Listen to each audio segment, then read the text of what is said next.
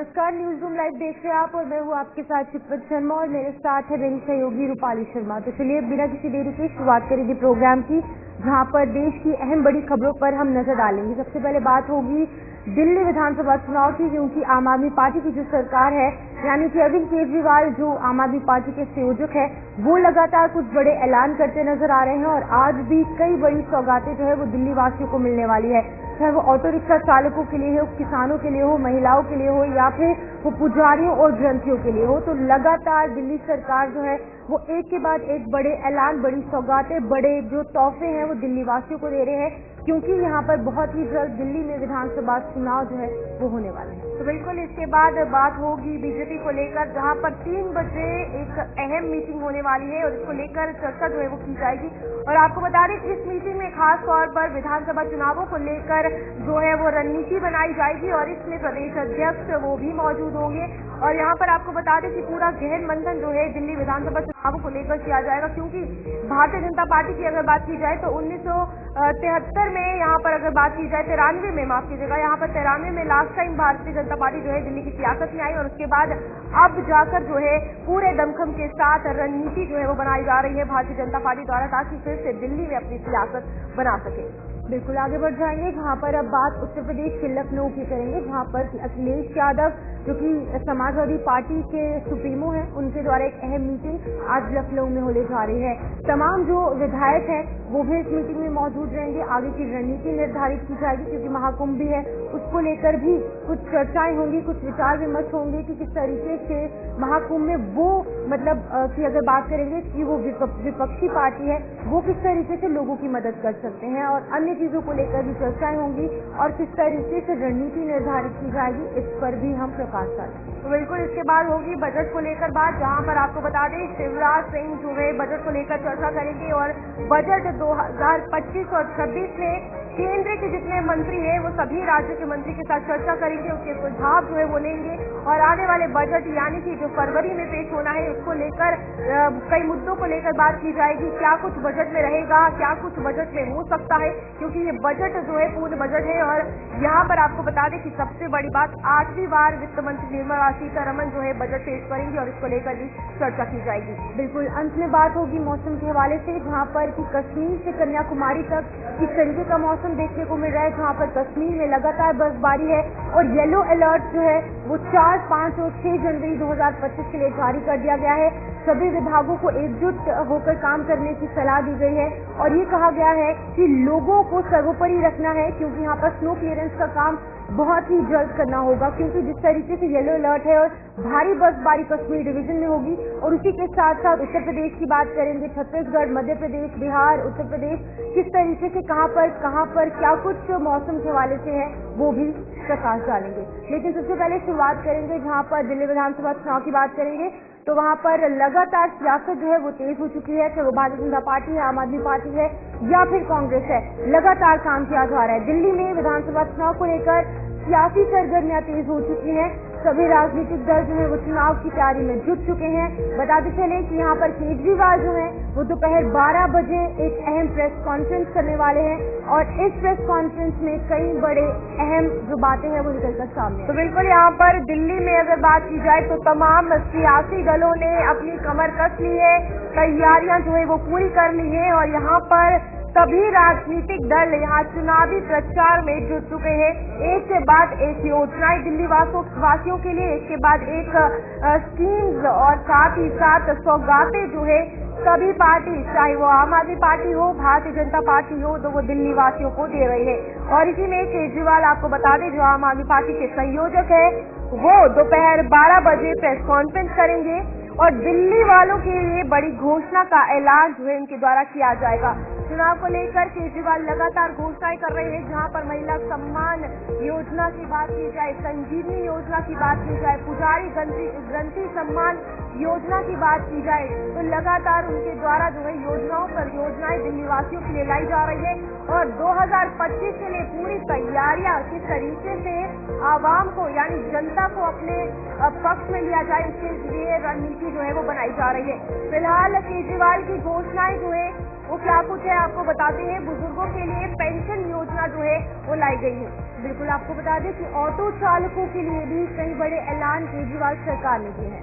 महिला सम्मान योजना भी आम आदमी पार्टी के संयोजक ने ऐलान किया और रजिस्ट्रेशन भी शुरू हुई। बिल्कुल आपको बता दें कि केजरीवाल ने कई बड़ी घोषणाएं की हैं, क्योंकि दिल्ली में विधानसभा चुनाव जो है उनका ऐलान बस कुछ ही दिनों में होने वाला है। 70 विधानसभा सीटों पर चुनाव होंगे और भी कई योजनाएं हैं, जहां पर महिलाओं के लिए संजीवनी योजना की घोषणा भी केजरीवाल सरकार ने की। तो बिल्कुल यहाँ पर इसके बाद पुजारी ग्रंथी सम्मान योजना की घोषणा भी की गई और ये एक बड़ा सियासी बवाल भी बना था। तो बिल्कुल आपको बता दें कि आज क्योंकि 12 बजे अरविंद केजरीवाल द्वारा प्रेस कॉन्फ्रेंस की जाएगी और इस प्रेस कॉन्फ्रेंस में एक और बड़ी घोषणा जो है वो हो सकती है। अनुमानित तौर पर ये कहा जा रहा है कि कुछ और वर्गों के लिए भी केजरीवाल सरकार जो है वो बड़े ऐलान करने जा रही है। यानी कुल मिलाकर अगर देखेंगे, युवा हो या फिर किसान हो या फिर अगर हम महिलाओं की बात करें या फिर ऑटो चालक हो, पुजारी ग्रंथी हो, सभी आयु वर्ग के लोग और सभी जो लोग हैं उनके लिए लगातार केजरीवाल सरकार जो है वो घोषणाएं ला रही है, ताकि ज्यादा से ज्यादा वोट जो है वो आम आदमी पार्टी के खेमे में आ पाए।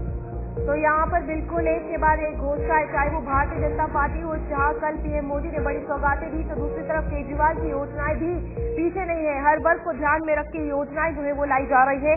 और यहाँ पर पुजारी ग्रंथी योजना की अगर बात की जाए, संजीवनी योजना की बात की जाए या फिर महिला सम्मान योजना हो, तो सभी को लेकर सियासी बवाल भी देखने को मिला था। एक के बाद एक आरोप प्रत्यारोप का सिलसिला भी इन घोषणाओं को लेकर जारी था, जहां पर साफ तौर पर अरविंद केजरीवाल को यह कहा गया कि ये वोट बैंक की गिनती जो है आम आदमी पार्टी के द्वारा की जा रही है इन रजिस्ट्रेशन के जरिए। लेकिन उसके बावजूद भी आप देख सकते हैं कि आज एक और बड़ी घोषणा जो है वो अरविंद केजरीवाल करेंगे। यहाँ पर सियासी सरगर्मी जो है वो बढ़ चुकी है। दिल्ली विधानसभा चुनाव को लेकर केजरीवाल लगातार घोषणाएं कर रहे हैं और इसी में आज एक और बड़ी घोषणा होगी। सभी राजनीतिक दल चुनाव की तैयारियों में जुटे हुए हैं। तो यहाँ पर केजरीवाल दोपहर 12 बजे प्रेस कॉन्फ्रेंस करेंगे और कई बड़ी घोषणाएं जो है वो की जाएगी। तो यहाँ पर दिल्ली की सियासत, विधानसभा चुनाव कुछ ही दिनों बाद और सियासी सरगर्मी फिर चढ़ के बोल रही है। हमारे साथ हमारे संवाददाता केशव मोहन मिश्रा जुड़ चुके हैं। केशव से जानकारी लेंगे। केशव, बताइएगा, यहाँ पर एक तरफ राजनीति जो है घोषणाओं को लेकर की जा रही थी, आरोप प्रत्यारोप किए जा रहे थे और उसके बावजूद भी एक और नई घोषणा का ऐलान होने वाला है। दिल्ली के मुख्यमंत्री अरविंद केजरीवाल अब से कुछ देर के पूर्व मुख्यमंत्री अरविंद केजरीवाल अब से कुछ देर के बाद एक नई घोषणा करने जा रहे हैं और ये घोषणा कई मायनों में अहम है, क्योंकि जिस तरीके से दिल्ली में चाहे महिला सम्मान योजना हो या बुजुर्गों को पेंशन देना हो, ये तमाम योजनाएं दिल्ली के पूर्व मुख्यमंत्री अरविंद केजरीवाल ने उनकी घोषणा की है। लेकिन अब ये जो योजना जिसका अभी कुछ देर के बाद जिसकी घोषणा होगी, ये निश्चित तौर पर कई मायनों में अहम होगी। 12 बजे पार्टी मुख्यालय अरविंद केजरीवाल पहुंचेंगे। अब से कुछ देर के बाद जो है प्रेस कॉन्फ्रेंस शुरू होगी और अरविंद केजरीवाल आज दिल्ली की जनता को क्या सौगात देंगे, इस पर सबकी निगाहें बनी हुई हैं। बिल्कुल केशव, यहाँ पर अगर हम बात करेंगे आम आदमी पार्टी की, तो लगातार वो घोषणाएं सामने लेकर आ रहे हैं, लगातार कुछ स्कीम्स जो है वो लोगों के लिए ला रहे हैं। दूसरी तरफ भारतीय जनता पार्टी है जिसका बीड़ा खुद पीएम मोदी ने उठाया है। वहीं पर कांग्रेस पार्टी के हवाले से बात करेंगे तो कांग्रेस जो है कहीं सोई हुई नजर आ रही है। क्या कुछ वहाँ पर रणनीति बनाई जा रही है कांग्रेस पार्टी के द्वारा आम आदमी पार्टी और बीजेपी के साथ साथ? देखिए, सभी राजनीतिक दल अपनी अपनी तैयारियां करते हैं और जब चुनाव का मौका होता है तो सभी कोशिश करते हैं कि जनता के लिए अपना मैनिफेस्टो लेकर आए और यही मौका है। कांग्रेस ने भाजपा से पहले ही अपनी सीट जारी कर दी है और अब जब मौका है कांग्रेस के सामने कि मैनिफेस्टो कैसा रहेगा, इस पर मंथन चल रहा है। बहुत संभावना है कि भारतीय जनता पार्टी भी इसी सप्ताह में अपने प्रत्याशियों की सूची जारी कर सकती है। तो ये तमाम चीजें हैं जो इस दौरान देखने को मिल रही हैं। इस पर आगामी रणनीति क्या रहेगी भारतीय जनता पार्टी की, कांग्रेस पार्टी की, इस पर सबकी निगाहें बनी। तो बिल्कुल केशव, यहाँ पर भारतीय जनता पार्टी की अगर बात की जाए तो लगातार लंबे समय से दिल्ली की सियासत में वो नहीं है। केंद्र में उनकी सरकार है लेकिन दिल्ली में आते हुए जो सिचुएशन है वो डामाडोल हो जाती है।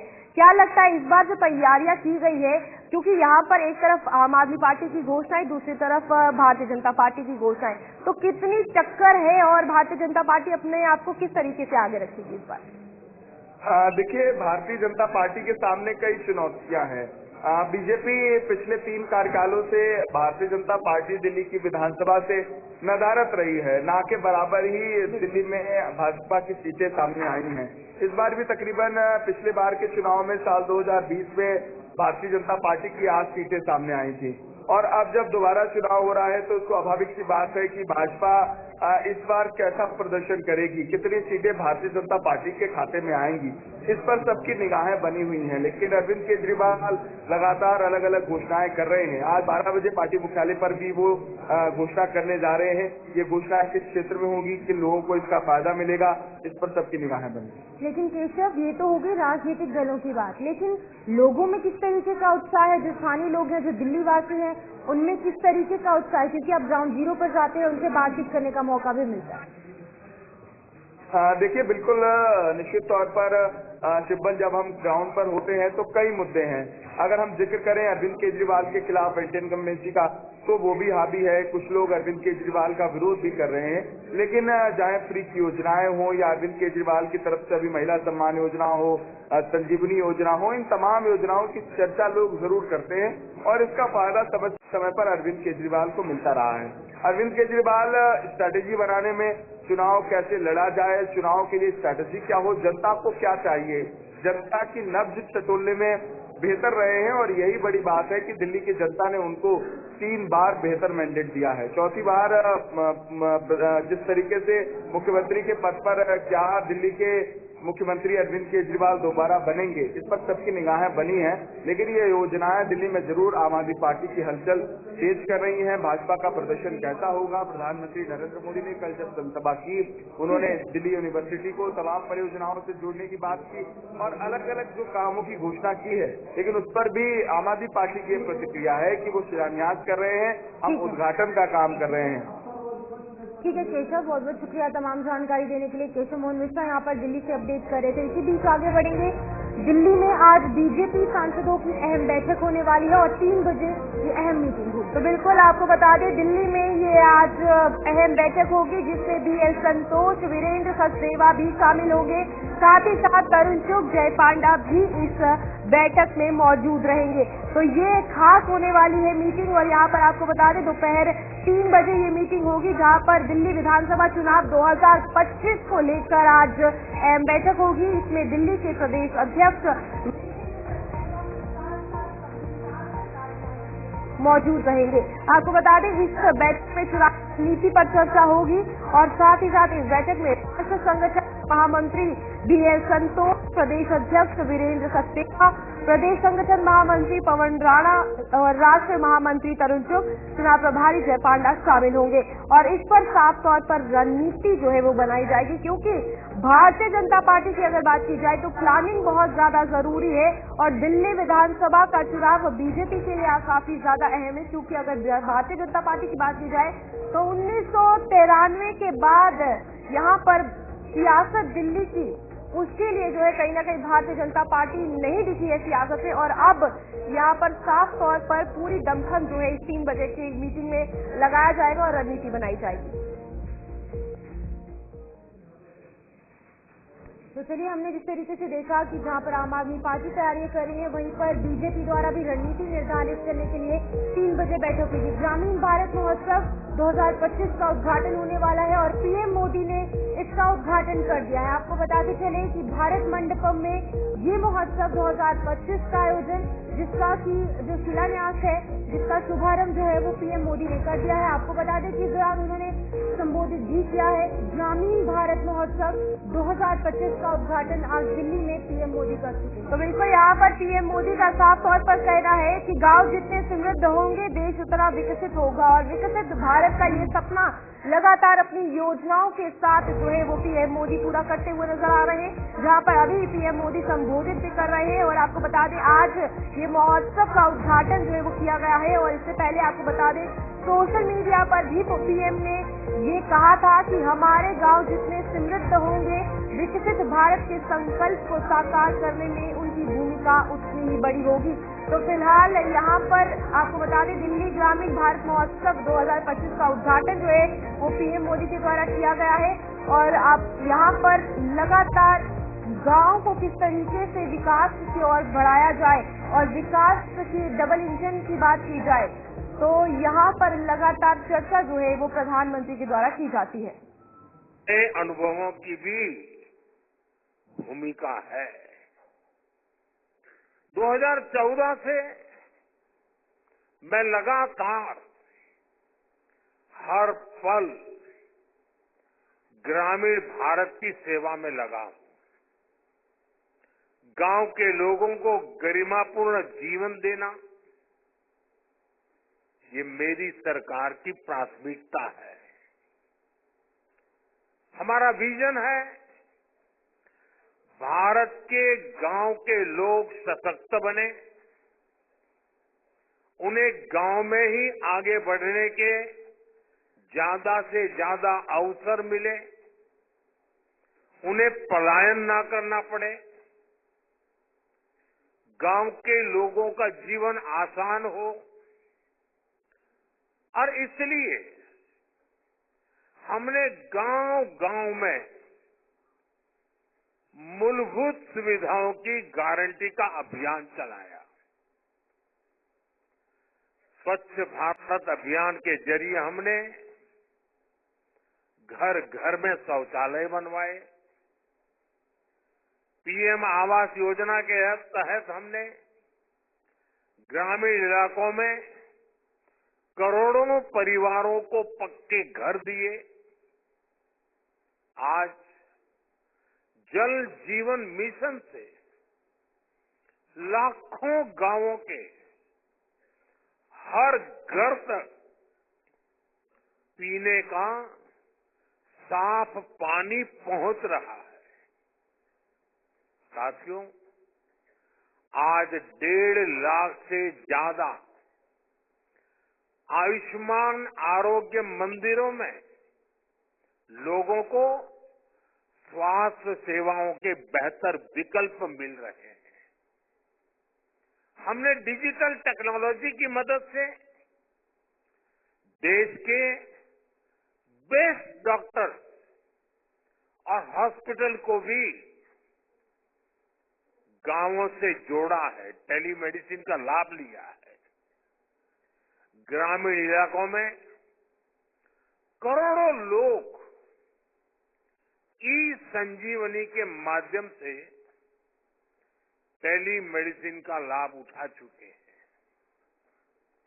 कोविड के समय दुनिया को लग रहा था कि भारत के गांव इस महामारी से कैसे निपटेंगे, लेकिन हमने हर गांव में आखिरी व्यक्ति तक वैक्सीन पहुंचाई।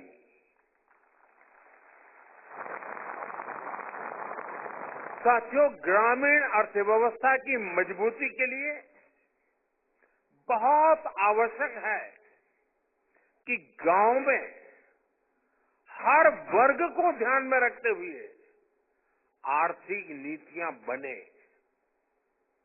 मुझे खुशी है कि पिछले 10 साल में हमारी सरकार ने गांव के हर वर्ग के लिए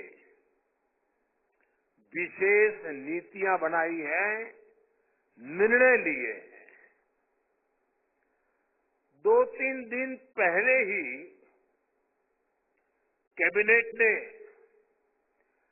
पीएम फसल बीमा योजना को 1 वर्ष अधिक तक जारी रखने की मंजूरी दे दी।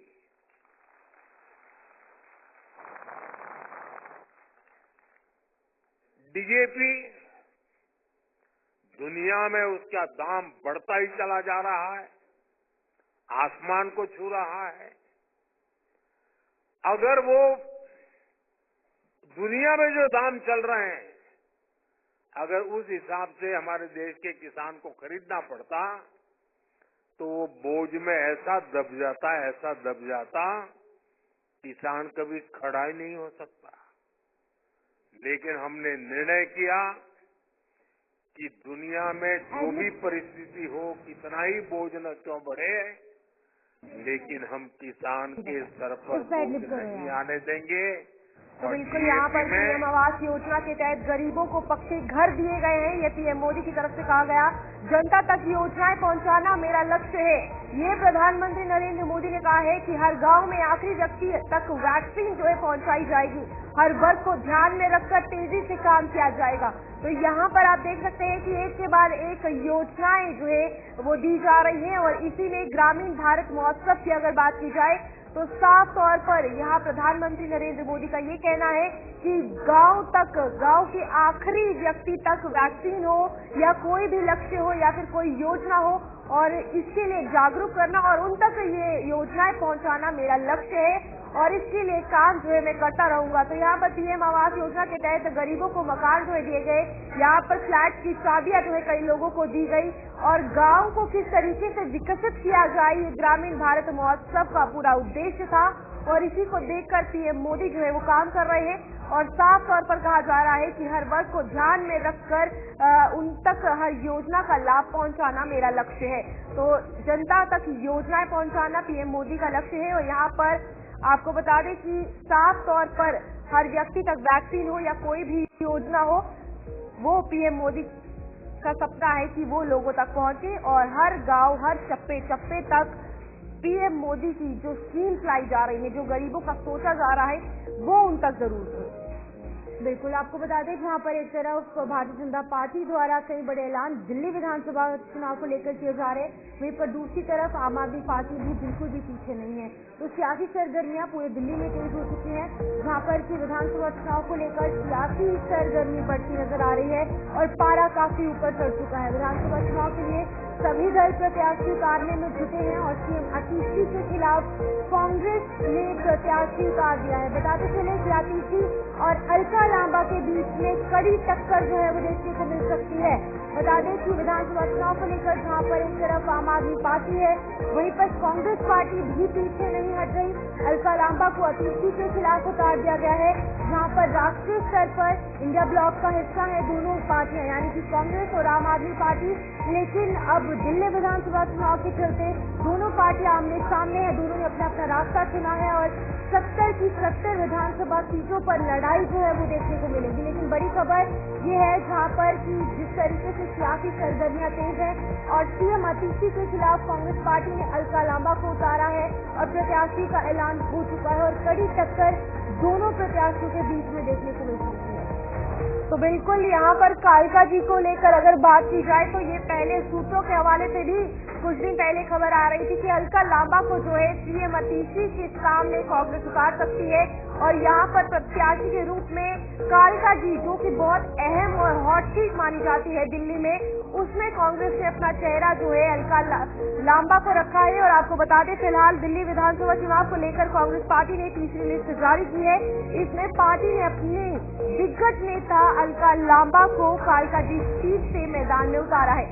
उज्जवल हमारे साथ जुड़ चुके हैं। उज्जवल, अलका लांबा को लेकर अगर बात की जाए तो ये बहुत पहले ही सूत्रों के हवाले से खबर आ रही थी कि हो सकता है उन्हें कालका जी सीट से उतारा जाए, क्या कुछ कहना चाहेंगे? बात करते हैं तो तेज तर्रार कांग्रेस पार्टी की नेता है और ऑल इंडिया महिला कांग्रेस के राष्ट्रीय अध्यक्ष हैं। और देखिए कांग्रेस पार्टी लगातार विधानसभा चुनाव है 2025 का, इसमें कहीं ना कहीं वो अपनी जो राजनीतिक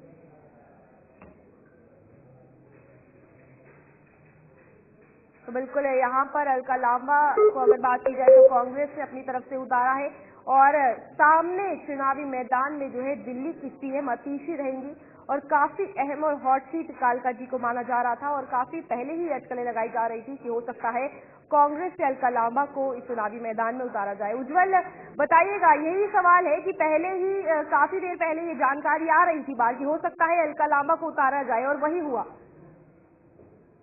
बिल्कुल, तो पहले देखिए हम वही जानकारी दे रहे हैं दर्शकों को कि जिस तरीके से कांग्रेस पार्टी चाहती है कि जो दिल्ली में उसका दबदबा हुआ करता था वही दबदबा जो है कहीं ना कहीं कांग्रेस पार्टी का दोबारा हो, और इसलिए कांग्रेस पार्टी जो है वो हर हॉट सीट पर अपने बड़े चेहरे उतारते हुए दिखाई दे रही है। चाहे जंगपुरा सीट से अगर आप देखेंगे मनीष सिसोदिया के आगे पूर्व महापौर जो है कांग्रेस पार्टी के पराग पुरी को उतारा, या फिर उसके बाद आप अभी देखेंगे जो है अलका लांबा को कालका जी से उतारा, मोदित अग्रवाल को जो है वो चांदनी चौक से उतारा। तो ऐसी कई बड़ी सीटें हैं जिससे कहीं ना कहीं कांग्रेस पार्टी ने जो है वो दाव खेला है।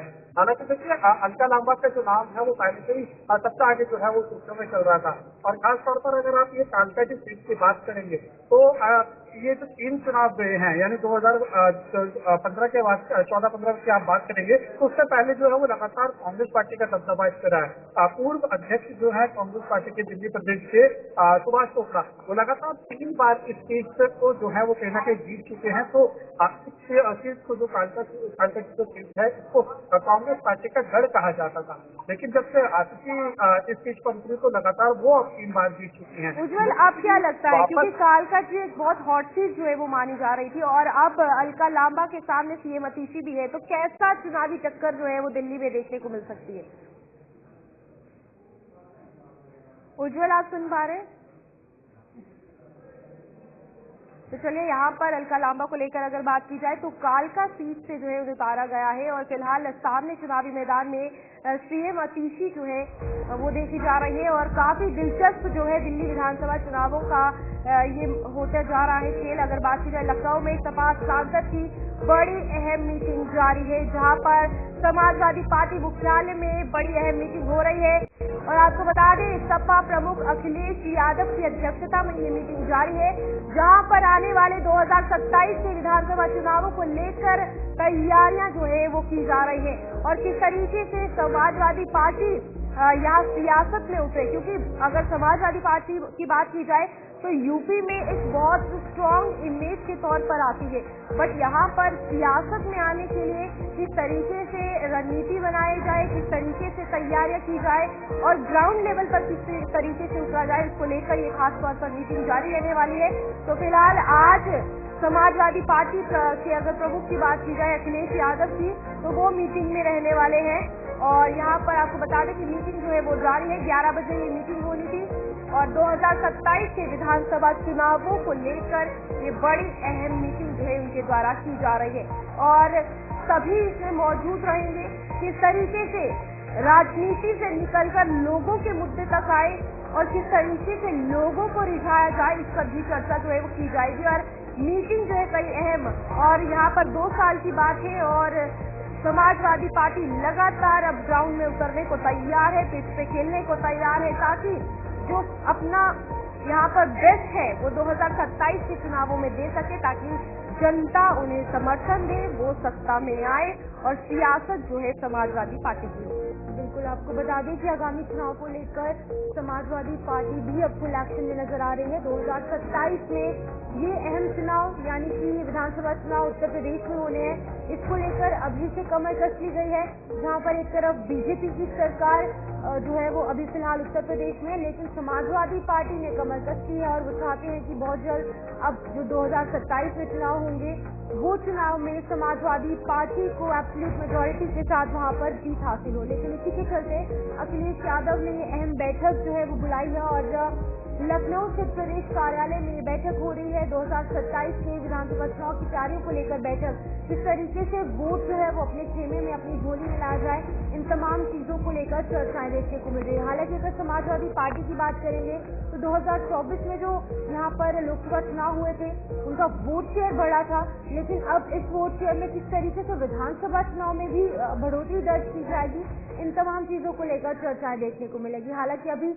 सरकार जो है वो यहाँ पर भारतीय जनता पार्टी की है, लेकिन इन तमाम चीजों पर अपडेट करने के लिए गौरव पांडे हमारे संवाददाता ज्वाइन कर चुके हैं, उनसे जानने की कोशिश करेंगे।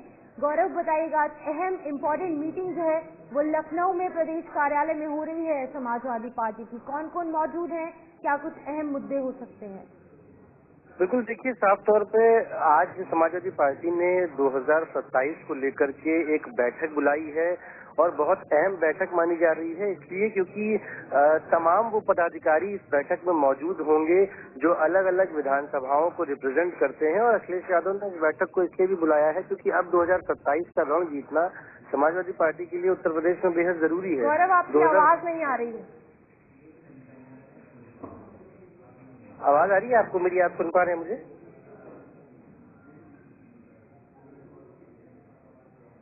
आवाज आ रही है आपको मेरी? तो चलिए यहाँ पर बात की जाए समाजवादी पार्टी को लेकर, तो बड़ी अहम मीटिंग जो है ये की जा रही है और इस वक्त 2027 के विधानसभा चुनावों को लेकर ये पूरी तैयारियां हैं और अहम ये बैठक है क्योंकि किस तरीके से चुनावी मैदान में, चुनावी रणभूमि में उतरा जाए, उसको लेकर ये पूरी चर्चा जो है वो मीटिंग में होने वाली है। तो फिलहाल अखिलेश यादव की अध्यक्षता में ये मीटिंग जारी है। 11 बजे ये मीटिंग शुरू होनी थी और इसमें पूरे तरीके से किस तरीके चुनावी मैदान में 2027 के विधानसभा चुनावों में वोट बैंक किस तरीके से बढ़ाया जाए, जनता को किस तरीके से रिझाया जाए, इस पर सपा कार्यालय में ये बड़ी मीटिंग चल रही है। तो बिल्कुल आपको बता दें कि यहाँ पर लखनऊ में सपा की अहम बड़ी मीटिंग जो है वो जारी है। फिलहाल अखिलेश यादव जो है वो इस मीटिंग की अध्यक्षता कर रहे हैं। कई बड़ी चीजें, कई बड़े मुद्दे और कई बड़े अहम जो बातें हैं वो इस मीटिंग में चर्चाएं उनपर की जाएंगी, जहाँ पर 2027 के विधानसभा चुनाव सबसे अहम मुद्दा, क्योंकि अभी 2 साल शेष हैं। 2 साल पहले से ही तैयारी जो है वो समाजवादी पार्टी द्वारा कर ली गई है, क्योंकि एक बड़ा सेटबैक समाजवादी पार्टी को जरूर हुआ था जब इससे पहले यहाँ पर विधानसभा चुनाव हुए थे। सरकार जो है वो भारतीय जनता पार्टी की बन गई थी, लेकिन अभी से तैयारी इसलिए की जा रही है क्योंकि समाजवादी पार्टी ने ये साफ तौर से देखा है किस तरीके से वोट शेयर लोकसभा चुनाव में बढ़ता हुआ देखा गया और भारतीय जनता पार्टी का कम हुआ। अब इसी को बरकरार रखने के लिए जो है वो लगातार समाजवादी पार्टी काम कर रही है और 2 साल पहले से कमर कस ली गई है। तो बड़ी खबर सामने आ रही है छत्तीसगढ़ से, जहां पर बीजापुर में पत्रकार की हत्या पर कई बड़े सवाल हैं। बता दें कि घटना को लेकर विपक्ष सरकार पर लगातार हमलावर है। भ्रष्टाचार का खुलासा करने पर पत्रकार की हत्या कर दी गई। ये तमाम बातें कांग्रेस पार्टी कह रही है। कांग्रेस ने कानून व्यवस्था को लेकर कई बड़े सवाल उठाए हैं। बता दें कि बड़ी खबर छत्तीसगढ़ से सामने आ रही है, जहां पर बीजापुर के इलाके में एक पत्रकार की हत्या की गई है, जिसके बाद की कांग्रेस पार्टी लगातार भारतीय जनता पार्टी जो कि सरकार में है उन पर लगातार हमलावर नजर आ रहे हैं। तो बिल्कुल आपको बता दें 1 जनवरी से ये पत्रकार जो है वो लापता था, जिसके बाद अब फिलहाल पत्रकार की हत्या का मामला जो है पूरा सामने आ चुका है और यहाँ पर आपको बता दें कि 4 लोगों की गिरफ्तारी जो है मुख्य आरोपी के साथ कर ली गई है और पत्रकार की हत्याकांड में पुलिस का ये बड़ा एक्शन जो है वो देखा जा रहा है। जहाँ पर बीजापुर में ये पूरा हत्याकांड सामने आया है। बीजापुर पुलिस ने 4 आरोपियों को गिरफ्तार किया है और इसी में कई ऐसे नेता हैं जो इस पर अपने बयान भी देते हुए नजर आ रहे हैं। तो यहाँ पर सरकार पर भी सवाल, जहाँ पर सच बोलने के लिए हत्या जो है एक पत्रकार की कर दी गई है। फिलहाल 1 जनवरी से ये पत्रकार लापता था, जिसका नाम मुकेश चंद्राकर था और फिलहाल आपको बता दें 4 लोगों को इससे गिरफ्तार कर लिया गया है और कई सवाल अब उठते हुए नजर आ रहे हैं कि छत्तीसगढ़ सरकार आखिरकार क्या कर रही है। पत्रकारों के साथ अगर इस तरीके की सलूकी सच बोलने पर की जा रही है तो घटना पर सीएम विष्णुदेव साय की भी अगर बात की जाए तो उन्होंने दुख जताया है और सरकार पर विपक्ष जो है पूरे तरीके से हमलावर है। सीएम छत्तीसगढ़ विष्णुदेव साय ने क्या कुछ कहा है अपने अकाउंट एक्स पर पोस्ट करके। बीजापुर के युवा और समर्पित पत्रकार मुकेश चंद्राकर जी की हत्या का समाचार अत्यंत दुखद और हृदय विदारक है। बिल्कुल, मुकेश जी का जाना पत्रकारिता जगत और समाज के लिए एक अपूरणीय क्षति है और इस घटना के अपराधी को किसी भी हाल में बख्शा नहीं जाएगा। बिल्कुल, यहाँ पर सजा देने के लिए निर्देश जो है हमने दे दिए। ईश्वर से प्रार्थना है कि दिवंगत आत्मा को अपने श्री चरणों में स्थान दे और शोक संतप्त परिजनों को इस दुख की कड़ी घड़ी में संबल प्रदान करे। बिल्कुल, तो ये तमाम जो बातें हैं वो छत्तीसगढ़ के मुख्यमंत्री विष्णुदेव साय द्वारा उनके ऑफिशियल एक्स अकाउंट पर लिखी गई हैं और उन्होंने साफ तौर से दुख व्यक्त किया है। हमारे साथ दंतेश्वर कुमार ज्वाइन कर चुके हैं, हमारे संवाददाता सीधा बीजापुर से, दंतेश्वर, बताइएगा क्या कुछ अपडेट है, जहां पर अभी फिलहाल पुलिस ने 4 आरोपियों को गिरफ्तार किया है, किस तरीके से कार्रवाई, किस तरीके से संज्ञान पुलिस द्वारा इस पूरे मामले में लिया गया है? तो चलिए आपको बता दें कि घटना पर सीएम विष्णुदेव साय ने भी दुख व्यक्त किया है और विपक्ष भी जो है वो लगातार सरकार पर हमलावर नजर आ रही है। छत्तीसगढ़ के बीजापुर से खबर, जहां पर कि ये जो पत्रकार है इसका जो शव है वो सेप्टिक टैंक से जो है वो बरामद किया गया था। इसका नाम यहाँ पर मुकेश चंद्राकर बताया जा रहा है और इसका मर्डर कहीं ना कहीं अपने आप में बहुत बड़ी बात निकलकर सामने आ रही है। हमारे साथ एक बार फिर से हमारे संवाददाता ज्वाइन कर चुके हैं धनतेश्वर, उनसे जानने की कोशिश करेंगे। धनतेश्वर, आप बताइएगा किस तरीके से पुलिस ने इस पूरे मामले का संज्ञान लिया है। हालांकि अभी खबर ये है कि 4 आरोपियों को गिरफ्तार किया गया है, और क्या कुछ अपडेट है इसमें बताइएगा। जी बिल्कुल बता दूं, मामला जो है 1 जनवरी का है, जिसमें लापता होने की सूचना जो है परिजनों के द्वारा और साथ ही जो छोटे भाई बड़े भाई जो पत्रकार हैं उन्होंने पुलिस को दी थी। उसके बाद 1 जनवरी से लापता थे जो स्थानीय पत्रकार और युवा पत्रकार मुकेश चंद्राकर। इन्होंने बीते मई में जो है भ्रष्टाचार के को लेकर के जो भ्रष्टाचार की खबरें आई थी उसको लेकर के खबर प्रकाशित की थी, जिसको लेकर के ठेकेदार और जो संबंधित पत्रकार है उसके बीच में अनबन चल रही थी, जिसको लेकर के पुलिस मामले की तफ्तीश में जुटी हुई थी। हालांकि इस पूरे मामले को लेकर के जब गुमशुदगी की रिपोर्ट दर्ज कराई गई तो पुलिस के द्वारा 5 सदस्यीय दल जो है वो गठित की गई थी। उसके बाद जो लापता मुकेश चंद्राकर जो स्थानीय पत्रकार थे उनकी खोजबीन जारी थी। हालांकि कल देर शाम जो है बीजापुर स्थानीय कोतवाली जो पुलिस कोतवाली है बीजापुर, तो उससे 1 किलोमीटर की दूर जो बड़े ठेकेदार जो सुरेश चंद्राकर माने जाते हैं उनकी निजी जमीन जो है वहां से सेप्टिक टैंक से वहां से उनका जो लापता जो पत्रकार थे उनका शव बरामद किया गया। हालांकि पुलिस इस मामले में पूरी तरीके से तस्दीक कर रही है। हालांकि 3 जो आरोपी थे उन्हें अलग अलग स्तर पे उन्हें अलग अलग स्थान से जो उन्हें गिरफ्तार किया गया है। हालांकि एक आरोपी जो है उन्हें रायपुर से क्राइम ब्रांच और बीजापुर शहर की संयुक्त टीम और अलग बीजापुर के स्थानीय पुलिस और हैदराबाद की जो टीम के द्वारा वरिष्ठ ठेकेदार को भी गिरफ्तार किया गया। हालांकि पुलिस इस मामले की जांच कर रही है और अब जो है पूरी बीजापुर में जो ठेकेदार है जो पत्रकार साथी है और जो अन्य सामाजिक अगर बात की जाए तो कई नेता जो है बयान भी दे रहे हैं, लेकिन यहाँ बीजापुर कल बंद रहने का भी जो ऐलान है वो किया गया है। इसको लेकर क्या कुछ जानकारी है?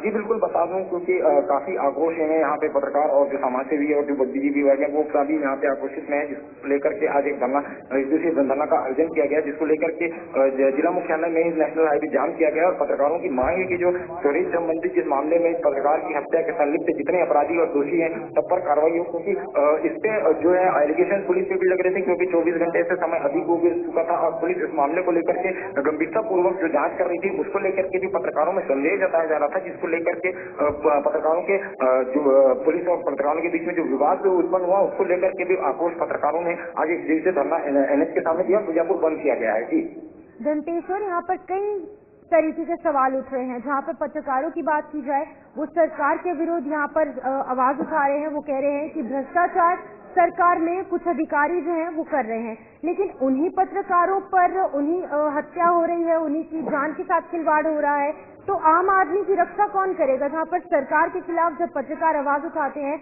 तो उन्हीं पत्रकारों की हत्या कर दी जाती है। जी बिल्कुल बता दूं, क्योंकि बस्तर में पत्रकारिता एक चुनौती काफी लंबे समय से, क्योंकि 2004 के बाद से जब जुर्म और नक्सलवाद और पुलिस के प्रशासन और स्थानीय जनप्रतिनिधियों के बीच पत्रकार जब चुनौती के साथ काम करते हैं तो उनके बीच काफी आफतें आई थी, जिसको लेकर के विवाद जो है भ्रष्टाचार की खबरें लिखना एक पत्रकारों के लिए चुनौती साबित हुई। तो इसको लेकर के पिछले कई समय से जो है ठेकेदार और बीजापुर की पत्रकारों के बीच में अनबन चल रही थी, पत्रकार के बीच में अनबन चल रही थी, जिसको लेकर के विवाद की स्थिति निर्मित हुई। और हालांकि अब जो है 1 जनवरी को उसका लापता होने के बाद में उसका शव जो है उसी जैसे जो ठेकेदार जो सड़क निर्माण से संबंधित जो भ्रष्टाचार के मामले उठाए गए थे। ठीक है, बहुत बहुत धन्यवाद हमारे साथ जुड़ने के लिए और तमाम जानकारी देने के लिए। और इसी के साथ यहाँ पर दिल्ली की अगर बात की जाए तो केजरीवाल के घर के बाहर प्रदर्शन जो है वो देखा जा रहा है। प्रदर्शन करने पहुंची पंजाब की महिलाएं, तो यहाँ पर आप देख सकते हैं कि केजरीवाल के घर के बाहर प्रदर्शन हो रहा है। एक तरफ अब यहाँ पर पंजाब की महिलाएं जो है वो करने प्रदर्शन पहुंची है और विरोध जो है वो देखा जा रहा है। थोड़ी देर में केजरीवाल प्रेस कॉन्फ्रेंस जो है वो करेंगे, लेकिन यहाँ पर उनके घर के बाहर घेराव जो है वो किया गया है।